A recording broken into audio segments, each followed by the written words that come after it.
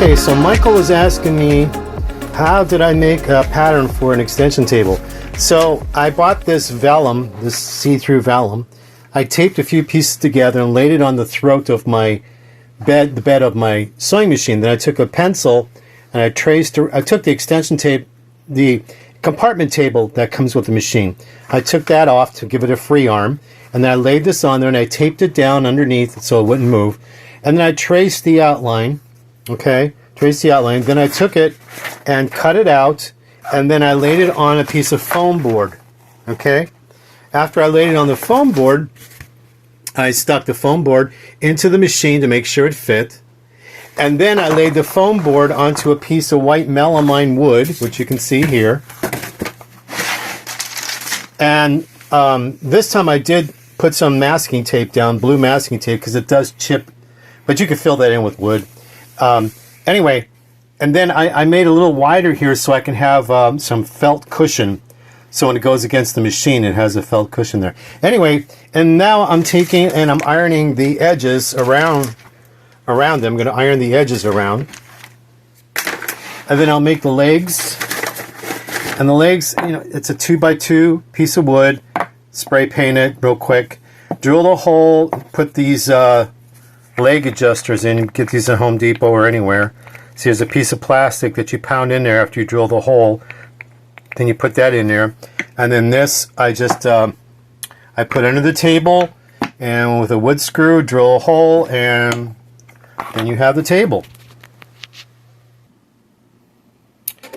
And this is what it looks like when it's done.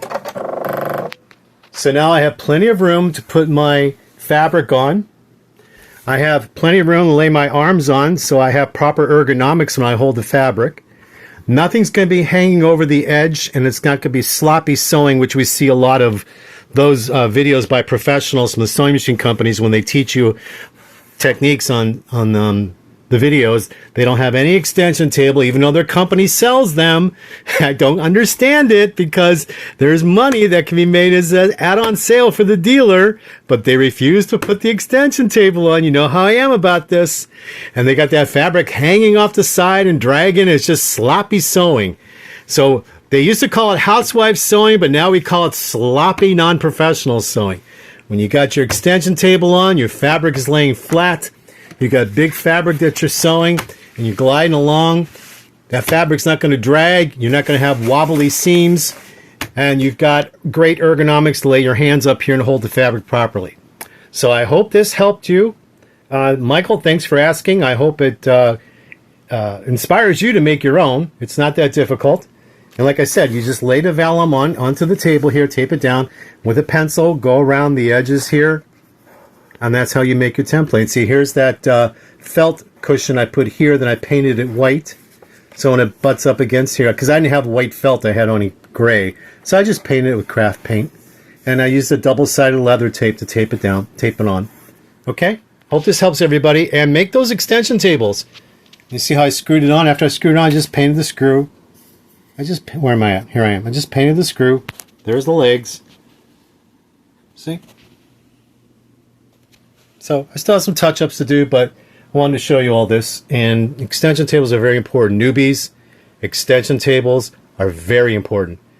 It'll help you get even seams, better sewing, the ergonomics of placing your hands up there. Yes, so when you see all those so-called professional educators from sewing machine companies not using the extension table, they were never trained professionally. They were never trained in the professional. How did I learn how to sew professionally? I invested in Islander sewing videos back in the 90s. Islander sewing teaches the home sewer professional industrial methods of sewing on a home sewing machine. And they always had their machine recessed into a table with a flatbed surface. Well, most of us don't have tables like that. We want to move our machines around, or, you know, so best thing to do is to make an extension table if you don't want to buy one and put it right in. There you go. All right, take care, everybody. Bye.